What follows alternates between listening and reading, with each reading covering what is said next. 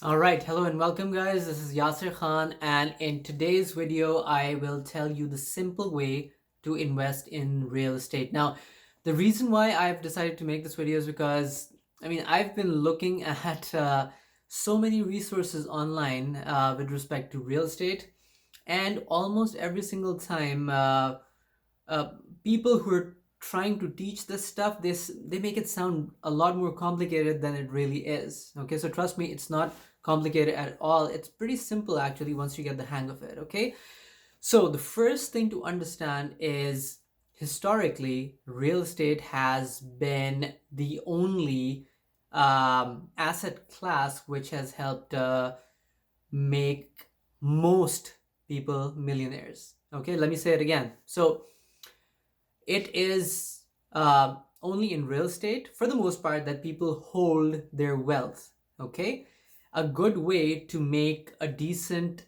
amount of wealth is to create a business and invest the profits of from your business into real estate. Okay, because over time, real estate keeps going up in value. Now, sure, when there's a crash, when there's a recession, of course, just like every other asset class, real estate does come down in value just a little bit, just a little bit. But overall, it keeps going up because it is a fundamental need of pretty much every human being, right? People have to live somewhere. And generally speaking, in areas where desirable areas, real estate keeps going up in price year after year. Okay, this is especially the case with Toronto, where I live, okay, and in many other metropolitan areas as well, even in small towns and cities, depending on where you buy. So, yeah, it is a really important asset class to work with. And if you want to increase your wealth, this is one of the simplest ways to do it. Okay. Now, the other thing that most people don't know about real estate is that you don't have to pay the 100% of the price, right? Especially if you are in US and Canada. Okay. You can get what is called a mortgage. Okay. So instead of paying 100% down, you only have to pay anywhere between 5 to 30% down, and then you get a mortgage for the rest, which means that even if you don't have a huge budget, you can still buy property. Okay, as always, different cities, different areas have different regulations, so you would have to check with the banking officials or a mortgage broker, but this is generally how it goes. So which means that pretty much anyone can buy real estate if they save up for a couple of years and they manage their finances properly. All right. So, another thing to understand with respect to real estate is that a lot of people are scared uh, of going into it because their reasoning is, well, I don't know much about it. Okay, well, the answer to that concern is that you don't need to know much about it. Okay, there is no way you will have a lot of information on a particular market unless you spend years and years studying the numbers and going through neighborhoods, figuring everything out, which is exactly why you should have your own team. Okay, you should have a mortgage broker. You should have a real estate agent. You should have a lawyer. And the good thing is, if you find a decent real estate agent, you can get them to find the lawyer who's going to do your real estate transactions, and the mortgage broker, which is usually going to be someone sitting in the bank, your local bank. So your real estate agent is going to find those guys for you. So you don't even have to do that yourself. Okay? Think of it as a team sport. A lot of people try to do it alone, and that's why there's no fun in it, right? They get stressed. They they don't really know what's going on. They get overwhelmed, and then they say, well, no, I'm gonna do it another time. Okay, so please trust me on this. I've done real estate transactions many times over the last 5 to 7 years, and the one thing that's going to save you a lot of misery and a lot of heartache is just having a decent team. Okay, you don't have to pay them every month. Okay, you only pay them when they do a transaction for you. So for example, when you buy something or when you sell something. Okay, which means that they don't add a whole lot to your costs at all. All right, and a really good real estate agent will make sure that he or she keeps your costs low, and they give you a lot more value than they charge you. Okay, so how do you find a really good real estate agent? Well, you can look online, or you can talk to your friends and family. I personally think the best way to do it is to look online, and just Google up real estate agent or realtor, right?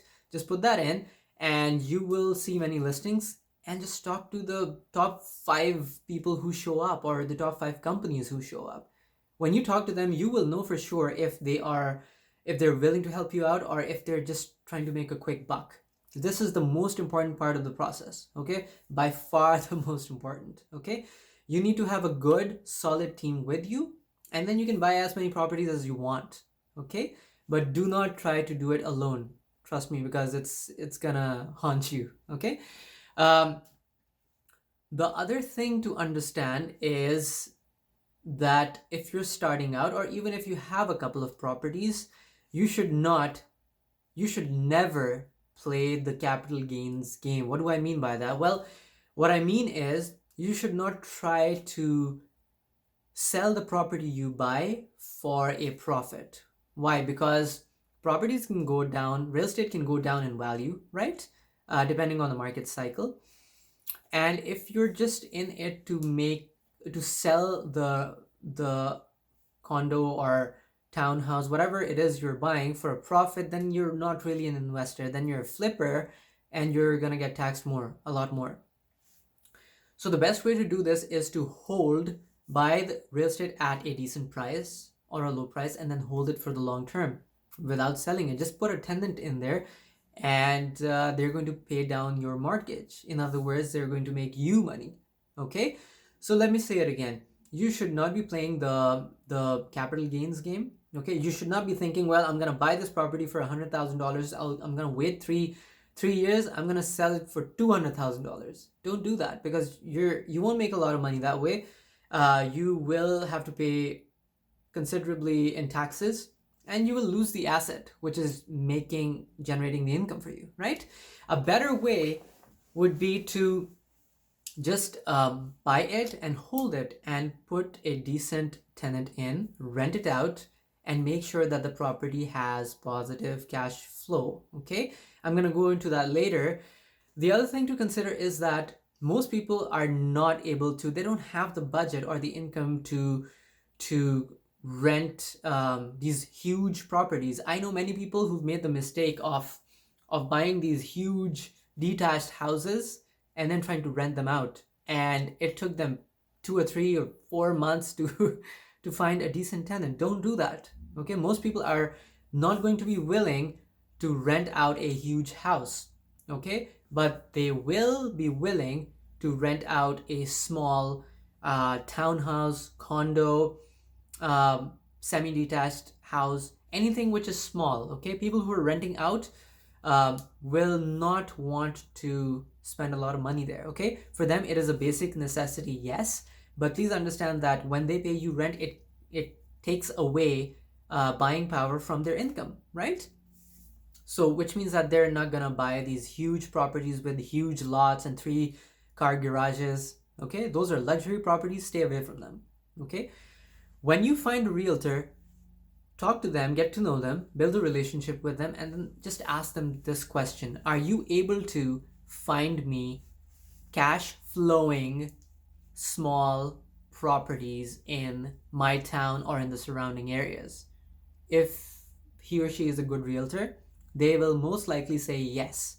By cash flowing, I mean properties which are profitable for you, right? So you rent it out, and you you subtract the mortgage, all the expenses, the property taxes, the maintenance, the vacancy overlay, all that stuff from the rent which the tenant pays you. And if you still have a profit, that is cash flow, which means that someone who's sitting in your property is making sure that you are profitable every single month by them being there, right? That's how I would like to put it simply. So this is very important. So you ask them, will you be able to get me properties in my town or in the surrounding area, wherever where there's good demand?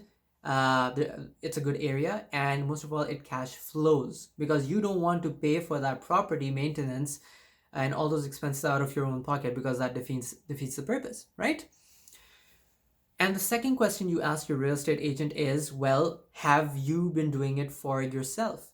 Do you have any cash flowing properties, or are you just a regular real estate agent? Most real estate agents they're pretty regular, right? They help you in buying and selling a house, but they do not have any investment properties. So just make sure if they have any investment properties themselves and if they cash flow. This is very important. Chances are, out of 5 people you speak to, only 1 or 2 will say yes to both these questions, and chances are that you should go with them after doing your due diligence, of course, right? Once you get the property, once the real estate agent starts showing you properties, sit down with them and create a calculation. Okay, say, well, okay, if I pay so much in the mortgage, right? If I buy a mortgage for this much and I do 20% down, the mortgage per month comes to this value, for example, $1,000, right? Now figure out what the property taxes are. Maybe they're $200 a month. Then figure out what the property maintenance will be, what the vacancy factor is, because you won't be able to rent it out all the time. So you should factor in a vacancy of at least 1 month for every year, right? Because there will be times when tenants leave and it might take you a little longer to find another tenant. This happens all the time. So once again, sit down with the realtor and ask them, okay, how much do you think the mortgage will be? And they're going to give you a value. Then you say, well, okay, that's fine. How much do you think the property taxes of this particular property would be? And the agent is going to give you an estimate. Then ask for maintenance, any condo fees if you're buying a condo, any other third-party expenses. And then ask them, well, okay, this sounds great, but how much do you think I will be able to rent it out at? And then they're going to say, well, maybe anywhere between $1,800 to $2,000. Then you figure out with the real estate agent how much money you are going to make every single month after you subtract all the expenses, the mortgage, the taxes, the vacancy, the maintenance, everything from the rent, which is going to come in from the tenant. If that is a positive value, then you're good to go. That's how simple it is, right? You don't need a real estate license to figure this stuff out. It's pretty simple, right? A lot of people think that it isn't, but I'm telling you that this is all you need to know as far as the basics are concerned, okay? As long as the property cash flows, you are good to go, because down the road, because of inflation, you will have to increase the rents, right? But your mortgage payment most likely will not increase every month. It's going to stay the same, right? Which means that you're going to keep on bringing in more cash flow every single year that you hold on to the property. And after 3 or 4 years, depending on when you bought it, you can refinance the property, which means that you can take out equity from the property and buy another house, buy another piece of real estate with it. Don't worry about it. If you don't understand what refinancing is, that's totally fine. Okay, please just make sure you understand these fundamentals. I personally think they're really simple to understand, but if you have any questions or comments, you can always let me know. If this video was valuable to you, feel free to share it with your friends and family. Okay, you can tag them in the comments below. And yeah, just comment, just send me a message if you have any questions. I'd be happy to answer them. Normally, I get back to my subscribers within 24 hours. Okay, and yeah, I'm always happy to help. Finally, if you haven't already subscribed to my YouTube channel, please click the button below and subscribe. Okay, and in a couple of days, I will put up another video. I hope this really helps, and I'll talk to you soon. Take care.